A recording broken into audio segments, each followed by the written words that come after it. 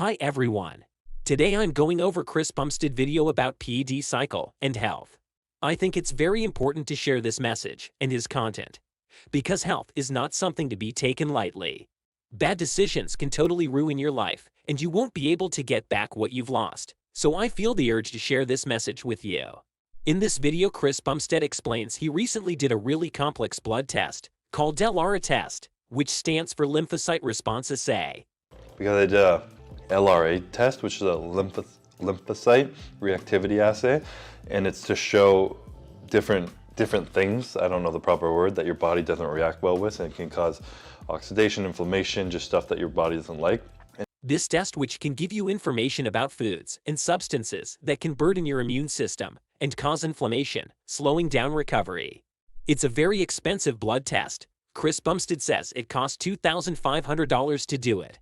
But he decided to do it because he's already suffering from autoimmune disease, and his #1 priority is to be the healthiest version of himself possible. Being my best healthy self in the Olympia this year.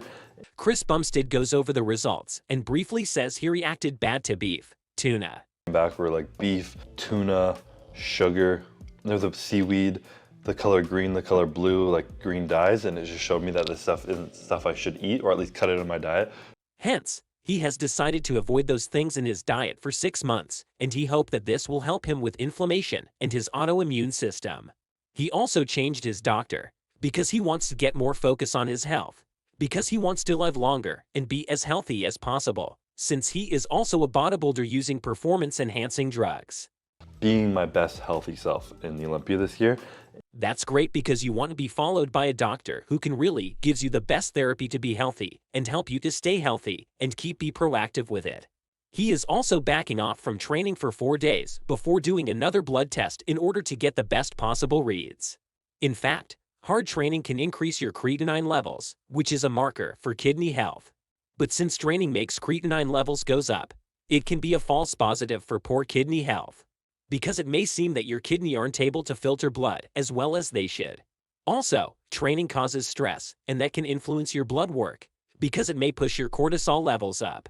After the results of his blood work, Chris will begin his off-season cycle. Low dose in my supplements that I've been doing. I'm going to be going up a little bit more after this if I'm healthy.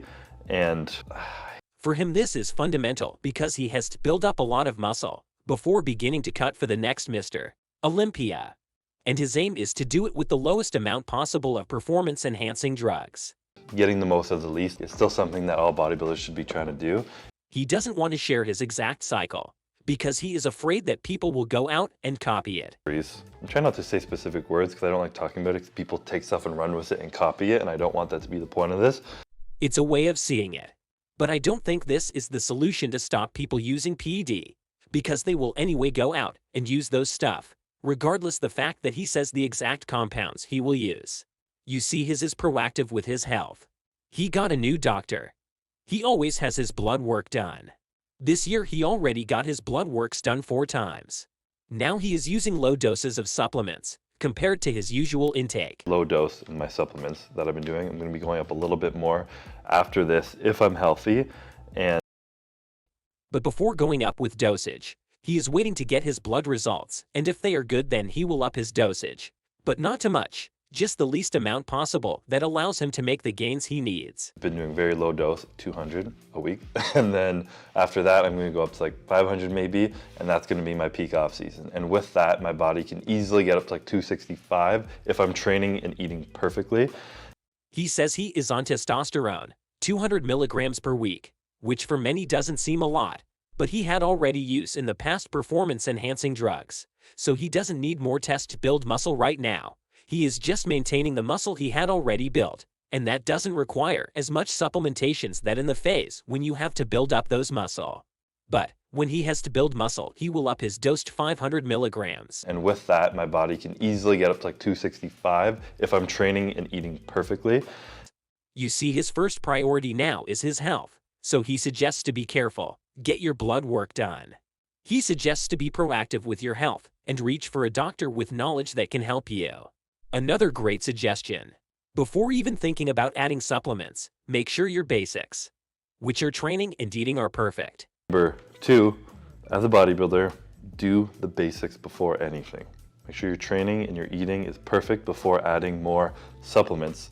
But I would add, don't use performance-enhancing drugs, but stay natural, because you will be able to make gains, and also you will get the bonus of being healthy. Natural supplements that actually have been proven to work, like Testosterone, Tonkat Ali, Fedosia agrestis, and a bunch of things that people can take, as well as creatine, protein. Instead, with Pew will add to spend more money to get extra cautious on your health, and you are still putting it in danger. Lately, a lot of bodybuilders had passed away due to health complications related to abusing steroids, SARMs, or whatever compound you want. So please consider stay natural and stay healthy. That's my recommendation. Very important, he points out that you don't need too much supplements if your training and diet and health is perfect.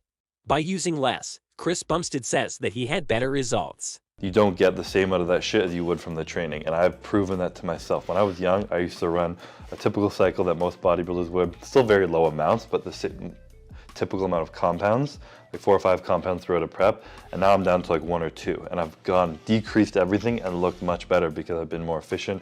And the proof is that he won 3 times the Mr. Olympia competition. Also just focused more on all year being on my diet, on my training, on my health, on everything perfectly.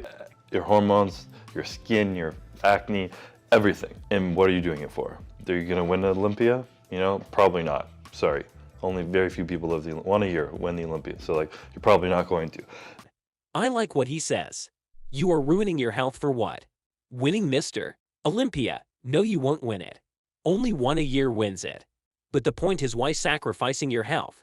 If your genetics won't make you able to be like a pro bodybuilder, like him or the others, you won't win nothing and only risk of dying earlier.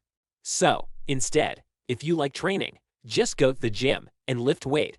Enjoy every session and try to push yourself, or maybe change your training and pursue a different goal in order to get a new stimulus to train harder. If you love training, just fucking go after all the other things. Also, you can use a lot of natural supplements that won't harm your health, like creatine, testosterone, beta-alanine, to improve your performance in the gym. So why would you need to get steroids to grow more?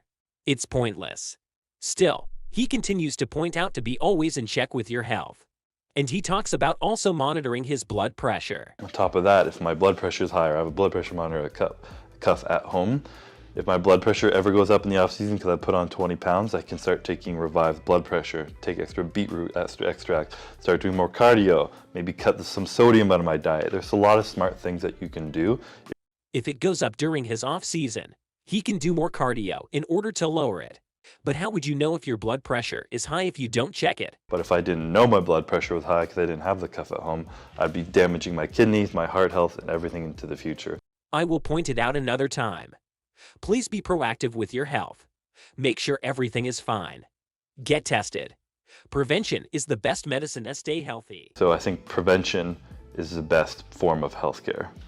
Hope you like the video. Don't forget to subscribe, comment, like, and share it with your friends. See you on the next one.